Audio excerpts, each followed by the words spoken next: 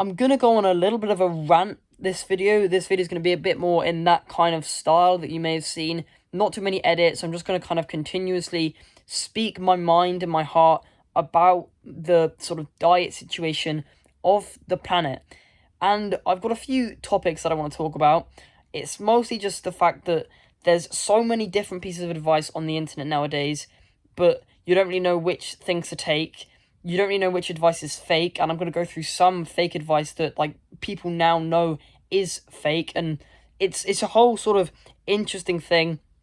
I'm just going to go on a rant, and the thing I'm going to start off with first is conflicting advice. I have done a video on this before, but ever since then, I still haven't solved my own issue of what advice do I choose to sort of take, because some people are telling me that I should do this, others are telling me that I should do the exact opposite, and I don't really know which one is best for me. Because the fact is, these two people that are giving me conflicting advice are two entirely different people, obviously. They have different genetics, different sort of gut microbiomes, different ways of digesting foods, different deficiencies of enzymes, etc., of the millions of enzymes that exist in your body, and they will all have different reactions to slightly different chemicals that are inside of foods. So one diet expert may have had a bad experience with a certain type of food, maybe it was like beef or chicken or something. They would then say to not eat chicken because this might happen to you, despite the fact that it might be something specific to that person that caused that issue, but they'll then tell it to like the rest of the world. And that will mean that the rest of the world follows that advice that may not necessarily be the best advice for them, or they may like follow some advice that would actually be detrimental to them because they thought that it was from a trustworthy source. I think personally, even though not everyone is like a qualified individual in a way, I feel like the best course of action is to honestly just trust your own gut and your own sort of beliefs and interpretations of how the world works in a way. Because while there may be someone that could tell you that this is the best thing for you, it might not be the best thing for you because they can only talk of their own personal experiences. That's why my diet advice is quite vague. I just say to sort of don't eat things that pretty much made in labs and factories. Eat things that are kind of come out the ground or they were walking, and that's pretty much the criteria. If it came out the ground, was grown on a tree, or it was walking and existing at one point, that's basically the criteria for what foods you should eat. But in that sort of category, there is a load of foods that some people will tolerate and some people won't. Some people can't drink milk because they're lactose intolerant, like I am. I struggle to digest milk, and I'll go through the mechanisms of that in another video. I don't like how I feel, my gut feels, when I drink milk. It destroys my quality of life, it destroys my social interactions, so I just choose to not drink milk because it makes me unhappier. So that's kind of a logical decision that I made to stop eating dairy because it was destroying my quality of life. That's a simple enough decision that came from my logical thinking and my gut rather than some scientifically based advice. I don't technically know if I'm lactose intolerant, if that makes sense. I'm just trusting my gut. I'm not going to sort of waste the time to get a load of tests because I don't really have much time on my hands anyway. So I might as well just not eat the dairy and not experience the gut feelings that I have. And maybe 6 months or so down the line, I'll be able to tolerate dairy again. But yeah, that's just an example of why trusting your gut sort of matters in a way. But it also doesn't have to be your gut. It can be any part of your body that if you experience when you eat certain foods, you should cut that out. I've said that like eating eggs, for instance, is quite a good thing to eat. But for some people, there may be a specific protein in eggs that they have an allergy to, and that means that they can't eat eggs. So that wouldn't be good advice to the people that have that specific protein allergy, and they won't then eat eggs because their body simply won't be able to handle it, and it could pose a genuinely life-threatening risk to them. Same thing with like cow's milk proteins. There are proteins in the milk, not the lactose or the dairy. There are proteins inside of cow's milk that can cause adverse effects on people, and so obviously, like people who are lactose intolerant, they will not drink milk, specifically cow's milk and cow's milk products. They can drink other milk, just not cow's milk. But there are so many examples of why you shouldn't really take other people's advice because it doesn't apply to everyone, if that makes any sense, because not everyone has to have the exact same diet. There isn't like a perfect diet out there. Some people will be better functioning on a carnivore diet. Some people will be better functioning on a vegan diet. That is just the way it is. Maybe it's best to kind of test the two, unless you yourself know that you sort of have those genuine like allergic reactions to some products. Just like try different types of diets until you figure out which one is the best for you and which one you feel the best on. I didn't feel very good when I drank milk, so I cut out milk and now sort of stick to fruit, eggs, meat, and nuts and that sort of diet. That works really well for me. And if I don't eat dairy, my body feels fine. I can sort of act in a normal way and it doesn't ruin my quality of life. So I choose that diet. Obviously, I still stick to the main criteria of did it come out the ground? Was it walking, or did it come out of something that was walking in the case of milk, if that makes sense? And that's just like the general vague criteria that I think people should follow. But other than that, I think there's so many different foods inside of that space. Some people can't obviously eat nuts. As I said, I eat nuts. Some people can't eat peanuts because they're allergic to it. Don't know exactly how that mechanism works just yet, but they shouldn't eat peanuts if they're allergic to peanuts. Like the sort of golden diet that could be put out there by certain like diet experts, etc. It could contain nuts. They could have nuts in their breakfast, or they could have nuts in their dinner or evening meal or whatever. But obviously someone who has a nut allergy won't be able to stick to the golden diet because they're allergic to nuts. So that is clearly not the golden diet for them, and they have to find other alternatives. There are so many examples of why people shouldn't eat certain foods and why there is no one diet fits all, if that makes any sense. It's kind of like, that's like the first part of the rant, and there's so many other things that I want to talk about diet, because I've been, as I said about my lactose intolerance, I've been doing a lot of research on how that actually works, and I saw a lot of YouTube videos and stuff on why dairy is really good for you, but why lactose intolerance is actually kind of like an over-exaggerated thing, even though while drinking milk and dairy on a lactose intolerant, while not being able to digest the lactose, doesn't technically impact your health. It's not going to actually hurt your health at all. Your body simply cannot digest lactose, and that probably, if you are quite like extremely lactose intolerant, that will hurt your quality of life because you won't be able to function as optimally as you possibly could. So in a way, it could potentially damage your health in a like productivity sense, but it won't actually damage your internal systems whatsoever. So technically you can still benefit from the nutrients of dairy if you are lactose intolerant, but there's like an opportunity cost, a trade-off there. Do you want to experience those nutrients, or do you want to have that reduced quality of life? It's kind of a trade-off, opportunity cost, and it's honestly your choice and your decision whether you want to do that or not. But I saw some advice on the internet where they were saying that it's over-exaggerated and people should still eat dairy. And like, while I agree with all the myths that are out there about dairy in terms of saturated fats, cholesterol, which I'll get onto in a second, I still personally believe that if you're lactose intolerant and your quality of life will be ruined if you do eat too much dairy, then you shouldn't eat dairy, because it's your gut, it's your choice, it's how you feel when you eat those foods that determines if you will ever eat them again, or if you will eat them in the short term, especially. But as I mentioned before about the saturated fats, I am going to go on a bit of a rant about like marketing and advertising and a few historical events that happened in the past that really just annoy me and frustrate me in a plethora of ways.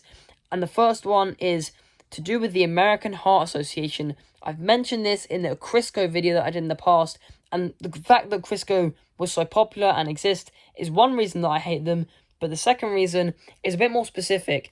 Eggs, as I mentioned before, I love eggs. Eggs contain every single nutrient the body needs except fiber. Obviously, if you can't eat eggs because you can't digest some of the proteins, etc., then don't eat eggs.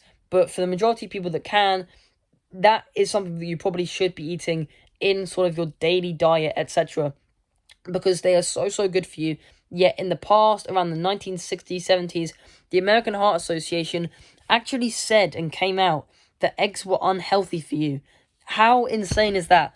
With the current scientific knowledge that we now have in the modern day, where eggs, like we know, that aren't unhealthy for you, they contain every single nutrient that the body needs, how could they sort of get away with this and be able to say this?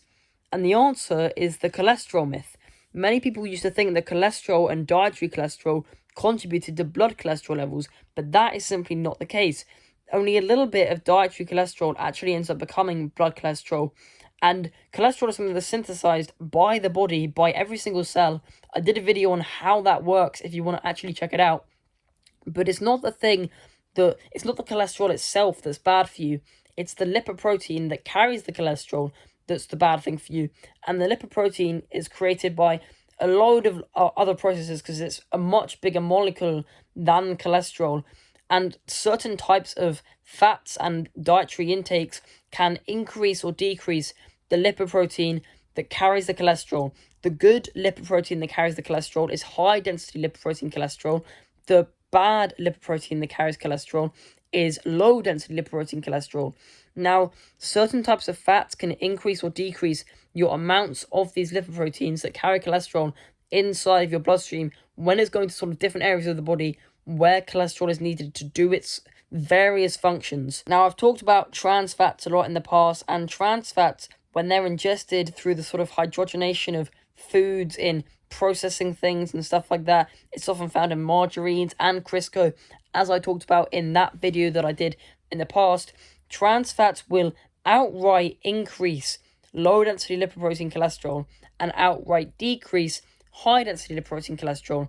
The other fats end up having a pretty much net positive benefit. Saturated fats will increase both at a very similar rate, so they don't often contribute to things like heart disease, but it's best if you do not completely go all out and eat an entire tub of butter in a day, because yes, that will end up having a bad impact. But for the majority of the time, for the majority of people, saturated fats aren't something that you need to worry about, especially if you are doing exercise and still having good sleep, good lifestyle habits, etc.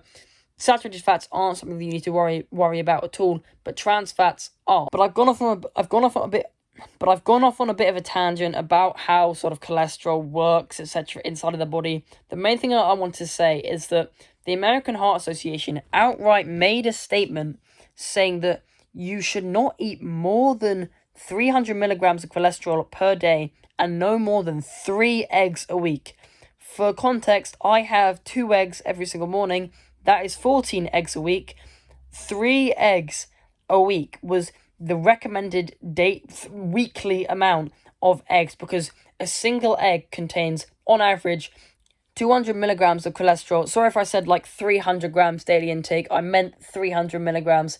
A single egg contains 200 milligrams of cholesterol inside of the sort of yolk, sort of liquidy but quite runny sort of part of the egg. A single egg yolk contains 200 milligrams of cholesterol, and the American Heart Association said to limit eggs because they thought that the cholesterol inside of eggs would end up getting inside the bloodstream and contributing to blood cholesterol levels, which in itself isn't even such a bad thing as long as that cholesterol is inside of the good lipoprotein. The thing is cholesterol finds it very hard to be absorbed into the bloodstream from the gut because it's quite a big molecule, and this means that the majority of dietary cholesterol doesn't even get into the bloodstream anyway, so it's just not a worry whatsoever. The problem is, and this is the bit that is going to be quite ranty and I'm going to probably get incredibly frustrated and hot-headed and annoyed, is that the damage has been done, and the damage is pretty much irreversible from the advice that organizations like the American Heart Association have given us over the last maybe around 80 to 70 years. The damage has been done. They have said that cholesterol's bad for you. They've said that you can't have too much per day, no more than 3 eggs per week. Saturated fats are bad for you. They cause heart disease. Cholesterol causes heart disease. All that sort of stuff that was literally said because Procter & Gamble, the company that made Crisco, paid them to say that sort of stuff. The damage has still been done. The damage is done. They cannot sort of go back on their words and say that, oh, we were wrong, because they're probably still being paid by Procter & Gamble, which is an incredibly massive company that owns a lot of the stuff that you probably use in your household, like washing up liquid and so many other things. It's an incredibly frustrating thing because many people have tried to say things like cholesterol is actually good for you. It doesn't affect your heart or anything. It's the lipoprotein itself, not the cholesterol. Many people have said that saturated fats, as long as you exercise and have a normal lifestyle, you're gonna be fine. And cut out all trans fats. That's the thing that's actually killing you. That's all you really need. The damage has been done because the majority of civilians, the majority of the population just believes still the advice that cholesterol's bad for you, all fat is bad for you, sugar's not that bad, it's only like an addictive thing, and you can have it as treats or whatever. The damage has been done because people have been told these things. It has been passed down generationally, and now people are struggling to sort of get back onto the normal train of thought where it's like, oh, cholesterol isn't that bad, saturated fats aren't that bad, because these big organizations have told everyone that it is bad. And so it's hard to sort of get that out of their head, because that was the first thing they were told, and they're going to be more likely to believe that than anything else that's going to have been told to them after that event took place. It's a horrible thing, and I really hate how this happens. As you can maybe tell by my voice, it does frustrate me so much when people that I know tell me things like, oh, why are you eating so many eggs because the cholesterol and it's bad for you? Because it's like, it's not. People, big scientists that work in the most exuberant of universities have said that cholesterol isn't bad for you. It's the lipoprotein that's bad for you. It's the lipoprotein that's bad for you when it's the low density one, which is created when trans fats in the diet, which is made from sort of lab foods anyway. All of this sort of stuff, they just can't get it out of their head, the normal population.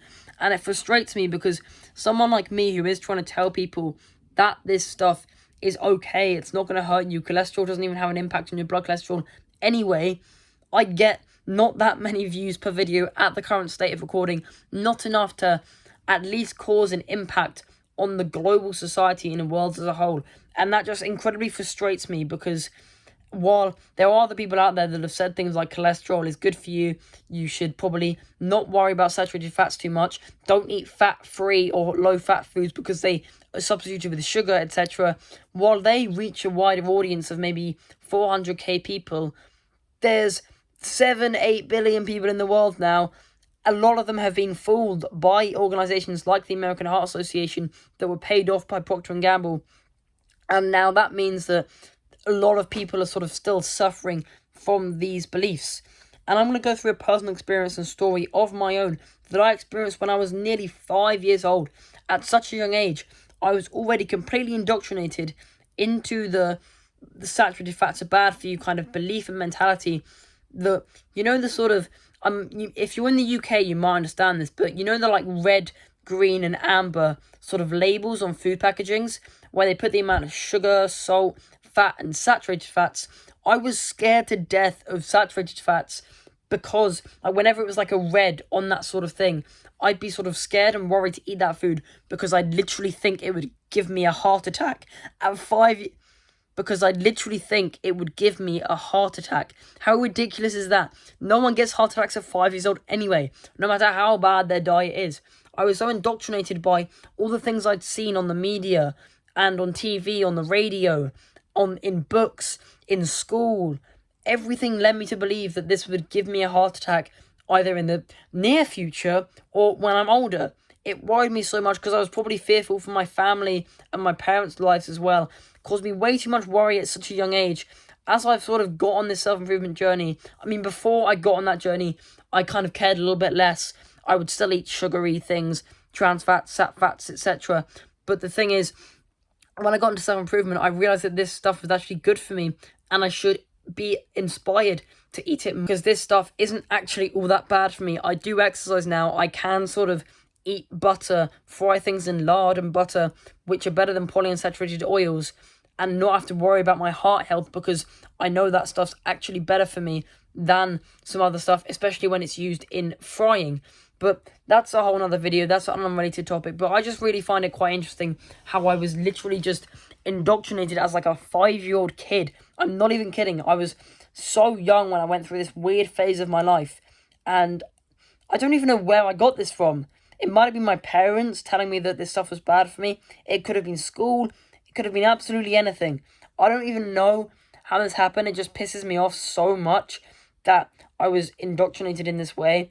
And the fact that organizations like the American Heart Association caused this to happen in so many other families and so many other people. That means they sort of restrict fats in their diet. They sort of get rid of cholesterol, get rid of eggs, all that sort of stuff, and they'll resort to carbs, which, while carbs are absolutely fine, they were a good thing in the majority of cases. Refined carbs are sort of the base of the modern human's diet now, with things like white bread, white rice, and like muffins, all that sort of sugary junk. That is the base of our diet now. And so they think that carbs are good. They realize from basic scientific understanding that sugar is a carb, it gives you energy. Therefore, let's eat some sweeties because it's a nice treat and it will give me some energy. I'm starting to lose my voice a bit now. My throat hurts a little bit, so I'm going to stop this rant. And I hope you now understand a bit more about my train of thought as a human being or whatever. And I hope you can come to your own conclusions about the diet and understand what's best for you and what's best for your body rather than taking other people's advice. Because we know with events like the American Heart Association, when you take that advice blindly by organizations, as so many people have done in the past, it may end up being wrong and it may end up just not benefiting you whatsoever. Don't necessarily take my advice blindly as well. Use your own instincts. If you react badly to eggs, don't eat eggs. And yeah, that's about all I've got. So with that, I recommend subscribing because I love this community of young tribal people who are willing to improve themselves so much more than they already have. And good luck.